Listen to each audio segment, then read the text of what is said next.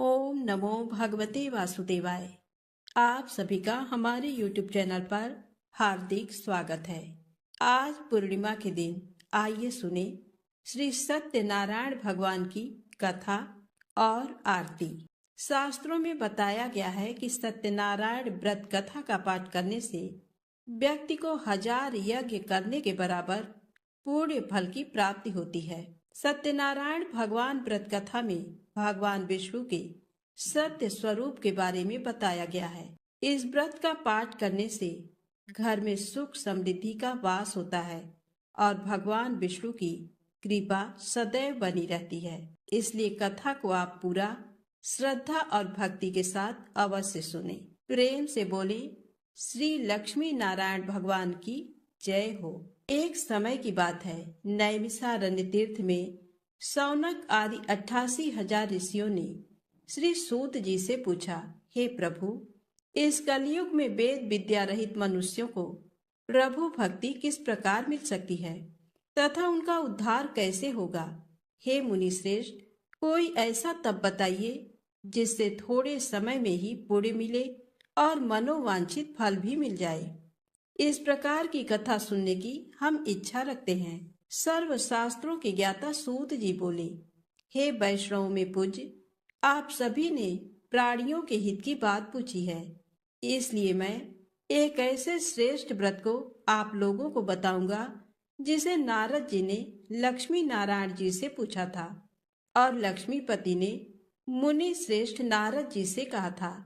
आप सब इसे ध्यान से सुनिए। एक समय की बात है, योगी राज नारद जी दूसरों के हित की इच्छा लिए अनेकों लोकों में घूमते हुए मृत्यु लोक में आ पहुंचे। यहाँ उन्होंने अनेक योनियों में जन्मे प्रायः सभी मनुष्यों को अपने कर्मों द्वारा अनेकों दुखों से पीड़ित देखा। उनका दुख देख नारद जी सोचने लगे कि कैसा यत्न किया जाए जिसके करने से निश्चित रूप से मानव के दुखों का अंत हो जाए। इसी विचार पर मनन करते हुए वह विष्णु लोक में गए। वहां वह देवों के इस नारायण की स्तुति करने लगे, जिनके हाथों में शंख, चक्र, गदा और पद्म थे, गले में वरमाला पहने हुए थे। स्तुति करते हुए नारद जी बोले, हे भगवान, आप अत्यंत शक्ति से संपन्न हैं। मन तथा वाणी भी आपको नहीं पा सकती है। आपका आदि मध्य तथा अंत नहीं है। निर्गुण स्वरूप सृष्टि के कारण भक्तों के दुख को दूर करने वाले आपको मेरा नमस्कार है। नारद जी की स्तुति सुन विष्णु भगवान बोले, हे मुनिश्रेष्ठ, आपके मन में क्या बात है? आप किस काम के लिए पधारे हैं? उसे निसंकोच कहो। इस पर नारद मुनि बोले कि मृत्यु लोक में अनेक योनियों में जन्मे मनुष्य अपने कर्मों के द्वारा अनेकों दुख से दुखी हो रहे हैं। हे नाथ, आप मुझ पर दया रखते हैं तो बताइए कि वो मनुष्य थोड़े प्रयास से ही अपने दुखों से कैसे छुटकारा पा सकते हैं। श्री हरि बोले, हे नारद, मनुष्यों की भलाई के लिए तुमने बहुत अच्छी बात पूछी है। जिसके करने से मनुष्य मोह से छूट जाता है, वह बात मैं कहता हूँ, उसे सुनो। स्वर्ग लोक व मृत्यु लोक दोनों में एक दुर्लभ उत्तम व्रत है जो पुण्य देने वाला है। आज प्रेम बस होकर मैं उसे तुमसे कहता हूँ।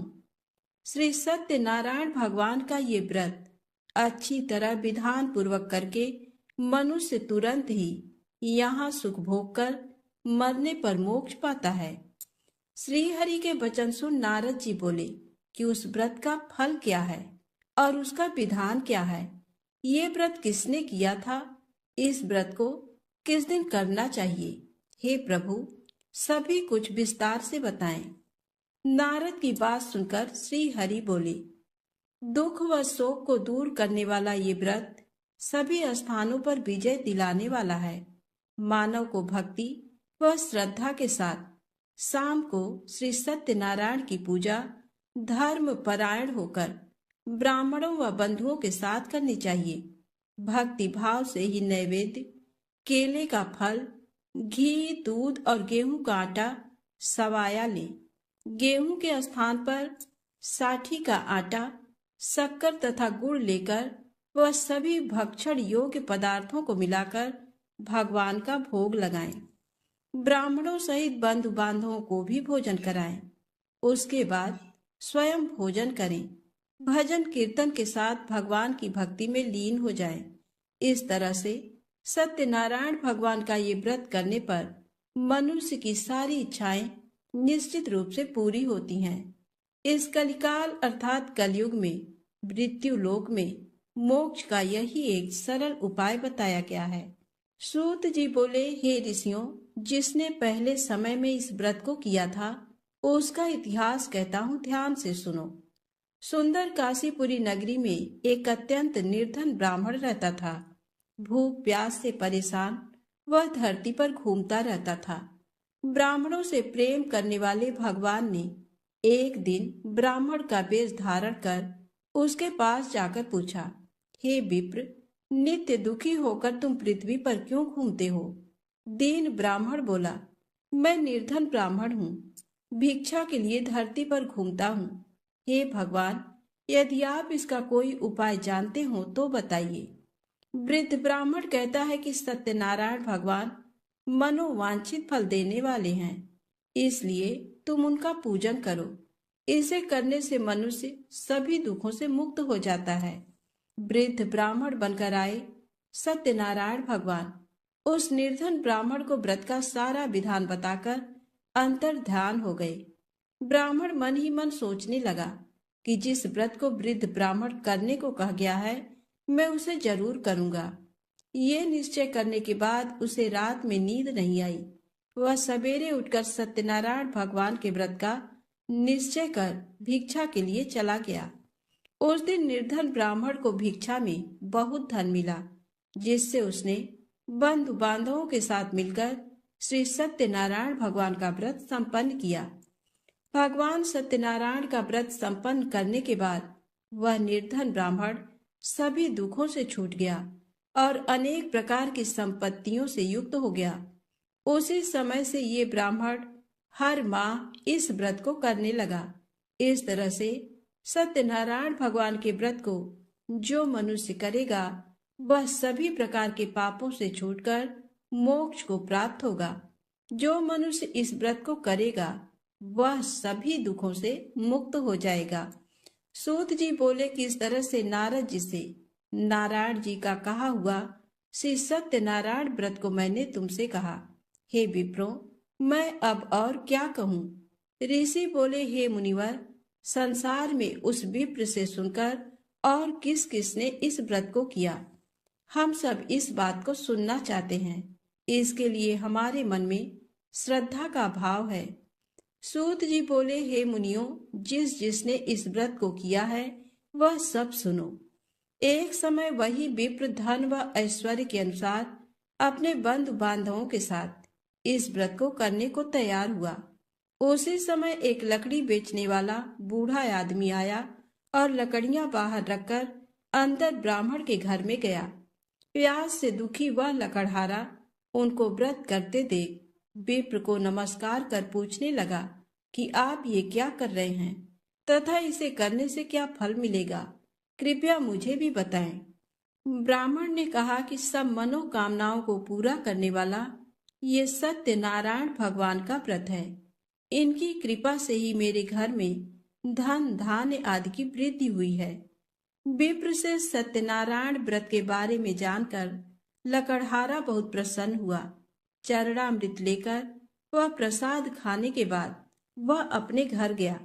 लकड़हारे ने अपने मन में संकल्प किया कि आज लकड़ी बेचने से जो धन मिलेगा उसी से श्री सत्यनारायण भगवान का उत्तम व्रत करूंगा। मन में इस विचार को ले बूढ़ा आदमी सिर पर लकड़ियां रख उस नगर में बेचने गया जहां धनी लोग ज्यादा रहते थे। उस नगर में उसे अपनी लकड़ियों का दाम पहले से 4 गुना अधिक मिलता है। बूढ़ा प्रसन्नता के साथ दाम लेकर केले, शक्कर, घी, दूध, दही और गेहूं का आटा ले और सत्यनारायण भगवान के व्रत की अन्य सामग्रियां लेकर अपने घर गया। वहां उसने अपने बंधु बांधवों को बुलाकर विधि विधान से सत्यनारायण भगवान का पूजन और व्रत किया। इस व्रत के प्रभाव से वह बूढ़ा लकड़हारा धन पुत्र आदि से युक्त होकर संसार के समस्त सुख भोग अंत काल में वैकुंठ धाम चला गया। सूत जी बोले, हे श्रेष्ठ मुनियों, अब आगे की कथा कहता हूँ। पहले समय में उल्का मुख नाम का एक बुद्धिमान राजा था। वह सत्य वक्ता और जितेंद्री था। प्रतिदिन देव स्थानों पर जाता और निर्धनों को धन देकर उनके कष्ट दूर करता था। उसकी पत्नी कमल के समान मुख वाली तथा सती साध्वी थी। भद्रशिला नदी के तट पर उन दोनों ने श्री सत्यनारायण भगवान का व्रत किया। उसी समय साधु नाम का एक वैश्य आया। उसके पास व्यापार करने के लिए बहुत सा धन भी था। राजा को व्रत करते देखकर वह विनय के साथ पूछने लगा, हे राजन, भक्ति भाव से पूर्ण होकर आप ये क्या कर रहे हैं? मैं सुनने की इच्छा रखता हूँ, तो आप मुझे बताएं। राजा बोला, हे साधु, अपने बंधु बांधवों के साथ पुत्र आदि की प्राप्ति के लिए एक महाशक्तिमान श्री सत्यनारायण भगवान का व्रत व पूजन कर रहा हूँ। राजा के वचन सुन साधु आदर से बोला, हे राजन, मुझे इस व्रत का सारा विधान कहिए। आपके कथनानुसार मैं भी इस व्रत को करूँगा। मेरी भी संतान नहीं है और इस व्रत को करने से निश्चित रूप से मुझे संतान की प्राप्ति होगी। राजा से व्रत का सारा विधान सुन व्यापार से निवृत्त हो वह अपने घर गया। साधु वैश्य ने अपनी पत्नी को संतान देने वाले इस व्रत का वर्णन कह सुनाया और कहा कि जब मेरी संतान होगी तब मैं इस व्रत को करूंगा। साधु ने इस तरह के वचन अपनी पत्नी लीलावती से कहे। एक दिन लीलावती पति के साथ आनंदित हो सांसारिक धर्म में प्रवृत्त होकर सत्यनारायण भगवान की कृपा से गर्भवती हो गई। 10वें महीने में उसके गर्भ से एक सुंदर कन्या ने जन्म लिया। कन्या दिनों दिन ऐसे बढ़ने लगी जैसे कि शुक्ल पक्ष का चंद्रमा बढ़ता है। माता पिता ने अपनी कन्या का नाम कलावती रखा।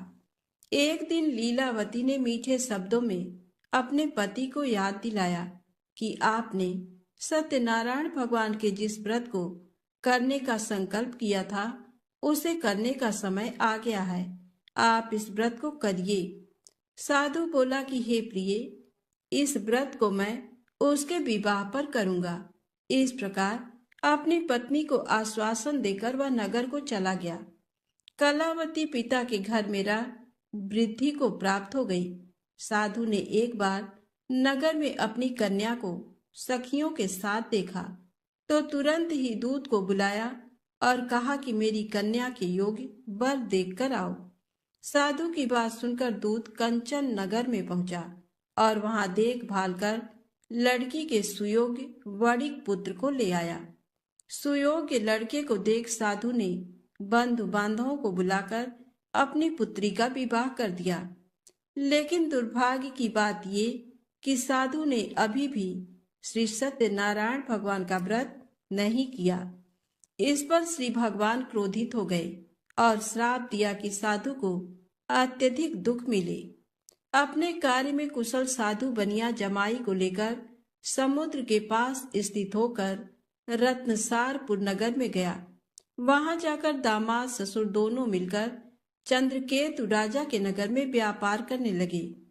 एक दिन भगवान सत्यनारायण की माया से एक चोर राजा का धन चुराकर भाग रहा था। उसने राजा के सिपाहियों को अपना पीछा करते देख चुराया हुआ धन वहां रख दिया जहां साधु अपने जमाई के साथ ठहरा हुआ था। राजा के सिपाहियों ने साधु वैश्य के पास राजा का धन पड़ा देखा तो वह ससुर जमाई दोनों को बांधकर प्रसन्नता से राजा के पास ले गए और कहा कि उन दोनों चोरों को हम पकड़ लाए हैं, आप आगे की कार्यवाही की आज्ञा दें। राजा की आज्ञा से उन दोनों को कठिन कारावास में डाल दिया गया और उनका सारा धन भी उनसे छीन लिया गया। श्री सत्यनारायण भगवान के श्राप से साधु की पत्नी भी बहुत दुखी हुई। घर में जो धन रखा था उसे चोर चुरा ले गए।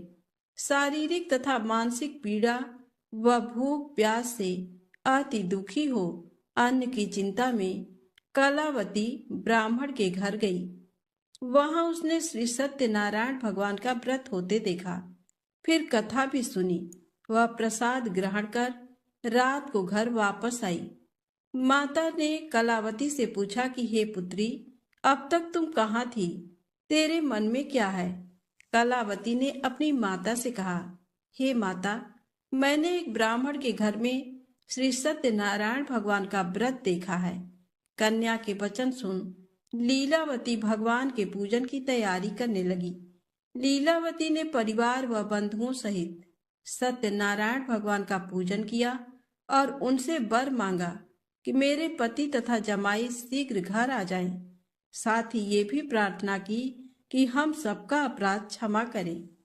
श्री सत्यनारायण भगवान इस व्रत से संतुष्ट हो गए और राजा चंद्रकेतु को सपने में दर्शन दे कहा कि हे राजन, तुम उन दोनों वैश्यों को छोड़ दो और तुमने उनका जो धन लिया है उसे वापस कर दो।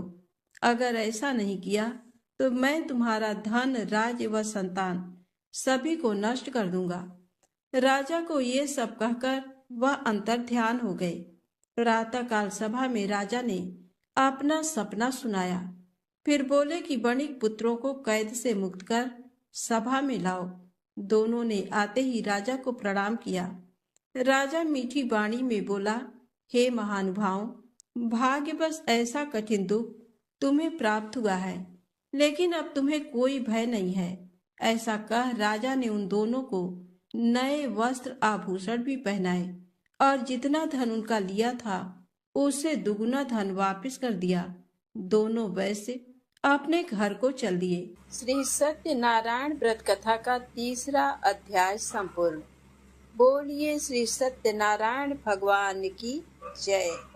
सत्यनारायण भगवान की व्रत कथा का चौथा अध्याय। सूत जी बोले, वैश्य ने मंगलाचार कर अपनी यात्रा आरंभ की और अपने नगर की ओर चल दिए। उनके थोड़ी दूर जाने पर एक दंडी वेशधारी श्री सत्यनारायण ने उनसे पूछा, हे साधु, तेरी नाव में क्या है? अभिमानी वणिक हंसता हुआ बोला, हे दंडी, आप क्यों पूछते हो? क्या धन लेने की इच्छा है? मेरी नाव में तो बेल व पत्ते भरे हुए हैं। वैश्य के कठोर वचन सुन भगवान बोले, तुम्हारा वचन सत्य हो। दंडी ऐसे वचन का वहां से दूर चले गए। कुछ दूर जाकर समुद्र के किनारे बैठ गए। दंडी के जाने के बाद साधु वैश्य ने नित्य क्रिया के पश्चात नाव को ऊंची उठते देखकर अचंभा माना और नाव में बेल पत्ते आदि देख वह मूर्छित हो जमीन पर गिर पड़ा। मूर्छा खुलने पर वह अत्यंत शोक में डूब गया। तब उसका दामाद बोला कि आप शोक ना मनाएं, ये दंडी का शाप है, इसलिए हमें उनकी शरण में जाना चाहिए, तभी हमारी मनोकामना पूरी होगी। दामाद की बात सुनकर वह दंडी के पास पहुंचा और अत्यंत भक्ति भाव नमस्कार करके बोला, मैंने आपसे जो जो असत्य वचन कहे थे उनके लिए मुझे क्षमा कर दें। ऐसा कहकर महान शोकातुर हो रोने लगा। तब दंडी भगवान बोले, हे वणिक पुत्र, मेरी आज्ञा से बार बार तुम्हें दुख प्राप्त हुआ है। तू मेरी पूजा से विमुख हुआ। साधु बोला, हे भगवान, आपकी माया से ब्रह्मा आदि देवता भी आपके रूप को नहीं जानते, तब मैं अज्ञानी कैसे जान सकता हूँ? आप प्रसन्न होइए। अब मैं सामर्थ्य के अनुसार आपकी पूजा करूंगा। मेरी रक्षा करो और पहले के समान नौका में धन भर दो। साधु वैश्य के भक्ति पूर्वक वचन सुनकर भगवान प्रसन्न हो गए और उसकी इच्छा अनुसार वरदान देकर अंतर ध्यान हो गए। ससुर जमाई जब नाव पर आए तो नाव धन से भरी हुई थी। फिर वहीं अपने अन्य साथियों के साथ सत्यनारायण भगवान का पूजन कर अपने नगर को चल दिए। जब नगर के नजदीक पहुंचे तो दूत को घर पर खबर करने के लिए भेज दिया। दूत साधु की पत्नी को प्रणाम कर कहता है कि मालिक अपने दामाद सहित नगर के निकट आ गए हैं। दूत की बात सुन साधु की पत्नी लीलावती ने बड़े हर्ष के साथ सत्यनारायण भगवान का पूजन कर अपनी पुत्री कलावती से कहा कि मैं अपने पति के दर्शन को जाती हूँ, तू कार्य पूर्ण कर शीघ्र आ जा। माता के ऐसे वचन सुन कलावती जल्दी में प्रसाद छोड़ अपने पति के पास चली गई। प्रसाद की अवज्ञा के कारण श्री सत्यनारायण भगवान रुष्ट हो गए और नाव सहित उसके पति को पानी में डुबो दिया। कलावती अपने पति को वहां न पाकर रोती हुई जमीन पर गिर गई। नौका को डूबा हुआ देख वह कन्या को रोता देख साधु दुखी होकर बोला कि हे प्रभु, मुझसे तथा मेरे परिवार से जो भूल हुई है उसे क्षमा करें। साधु के दीन वचन सुनकर श्री सत्यनारायण भगवान प्रसन्न हो गए और आकाशवाणी हुई, हे साधु, तेरी कन्या मेरे प्रसाद को छोड़कर आई है, इसलिए उसका पति अदृश्य हो गया है। यदि वह घर जाकर प्रसाद खाकर लौटती है तो इसे इसका पति अवश्य मिलेगा। ऐसी आकाशवाणी सुन कलावती घर पहुंचकर प्रसाद खाती है और फिर आकर अपने पति के दर्शन करती है। उसके बाद साधु अपने बंधु बांधवों सहित श्री सत्यनारायण भगवान का विधि विधान से पूजन करता है। इस लोक का सुख भोग वह अंत में स्वर्ग जाता है। श्री सत्यनारायण व्रत कथा का चौथा अध्याय संपूर्ण। बोलिए श्री सत्यनारायण भगवान की जय। सत्यनारायण भगवान की व्रत कथा का 5वां अध्याय। सूत जी बोले, हे ऋषियों, मैं और भी एक कथा सुनाता हूँ, उसे भी ध्यान पूर्वक सुनो। प्रजा पालन में लीन तुंगध्वज नाम का एक राजा था। उसने भी भगवान का प्रसाद त्याग कर बहुत ही दुख सहन किया। एक बार वन में जाकर वन्य पशुओं को मारकर वह बड़ के पेड़ के नीचे आया। वहां उसने ग्वालों को भक्ति भाव से अपने बंधुओं सहित सत्यनारायण भगवान का पूजन करते देखा। अभिमान बस राजा ने उन्हें देखकर भी पूजा स्थान में नहीं गया और न ही उसने भगवान को नमस्कार किया। ग्वालों ने राजा को प्रसाद दिया, लेकिन उसने वह प्रसाद नहीं खाया और प्रसाद को वहीं छोड़ अपने नगर को चला गया। जब वह नगर में पहुंचा तो वहां सब कुछ तहस नहस हुआ पाया। तो वह शीघ्र ही समझ गया कि ये सब भगवान ने ही किया है। वह दोबारा ग्वालों के पास पहुंचा और विधि पूर्वक पूजा करके प्रसाद खाया तो श्री सत्यनारायण भगवान की कृपा से सब कुछ पहले जैसा हो गया। दीर्घ काल तक सुख भोगने के बाद मरणोपरांत उसे स्वर्ग लोक की प्राप्ति हुई। जो मनुष्य परम दुर्लभ इस व्रत को करेगा तो भगवान सत्यनारायण की अनुकंपा से उसे धन धान्य की प्राप्ति होगी। निर्धन धनी हो जाता है और भय मुक्त हो जीवन जीता है। संतानहीन मनुष्य को संतान सुख मिलता है और सारे मनोरथ पूर्ण होने पर मानव अंत काल में वैकुंठ धाम को जाता है। सूत जी बोले, जिन्होंने पहले इस व्रत को किया है अब उनके दूसरे जन्म की कथा कहता हूँ। वृद्ध सतानंद ब्राह्मण ने सुदामा का जन्म लेकर मोक्ष की प्राप्ति की। लकड़हारे ने अगले जन्म में निषाद बनकर मोक्ष प्राप्त किया। उल्का मुख नाम का राजा दशरथ होकर वैकुंठ को गए। साधु नाम के वैश्य ने मोर ध्वज बनकर अपने पुत्र को आरे से चीरकर मोक्ष पाया। महाराज तुंगध्वज ने स्वयंभू होकर भगवान में भक्ति युक्त हो कर्म कर मोक्ष पाया। श्री सत्यनारायण व्रत कथा का 5वां अध्याय संपूर्ण। बोलिए श्री लक्ष्मी नारायण भगवान की जय हो। आइए सुने सत्यनारायण भगवान की आरती। जय लक्ष्मी रमणा स्वामी, जय लक्ष्मी रमणा सत्यनारायण स्वामी, जनपातक हरड़ा। ओम जय लक्ष्मी रमणा। रत्न जड़ित सिंहासन अद्भुत छवि राजे, नारद करत निराजन, नारद करत निराजन, घंटा ध्वनि बाजे, ओम जय लक्ष्मी रमणा। प्रकट भये कलि कारण, द्विज को दरस दियो। बूढ़ो ब्राह्मण बन कर, बूढ़ो ब्राह्मण बन कर, कंचन महल कियो। जय लक्ष्मी रमणा। दुर्बल भील कठारो, जिन पर कृपा करी। चंद्रचूड़ एक राजा, चंद्रचूड़ एक राजा, तिनकी विपत्ति हरी। जय लक्ष्मी रमणा। पैस्य मनोरथ पायो, श्रद्धा तज दीन्ही। सो फल भोग्यो प्रभु जी, सो फल भोग्यो प्रभु जी, फिर स्तुति कीन्ही। जय लक्ष्मी रमणा।